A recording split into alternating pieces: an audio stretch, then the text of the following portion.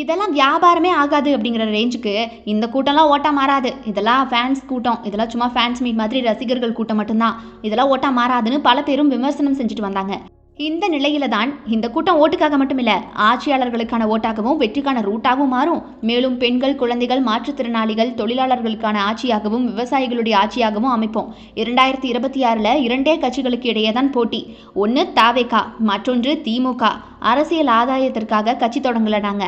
கொள்கையில எப்பவுமே எங்களுக்கு எந்த விதமான சமரசமும் இல்லை. நம்முடைய ஒரே கொள்கை எதிரி பாஜக, அரசியல் எதிரி திமுக. பாசிச பாஜகவோட உறவு வச்சுக்கிறதுக்கு தாவேக்கா ஒன்றும் ஊழல் கட்சி இல்லை அப்படின்னு டைரக்டா சரமாரியா தன்னுடைய உரையில பல பேருடைய முகத்தரையும் கிழிச்சிருக்கிறாரு தலைவர் விஜய். இது மட்டும் கிடையாதுங்க, ஆட்சி அதிகாரம் கையில் இருந்தா எல்லாரையும் ஏமாத்துவீங்களா? கூடிய சீக்கிரம் இது எல்லாத்துக்கும் நீங்க பதில் சொல்ல வேண்டியது வரும். இது எல்லாத்துக்கும் நான் பதில் கேட்பேன் அப்படிங்கிற மாதிரி இடி முழக்கமா முழங்கி இருக்காரு தன்னுடைய உரையில.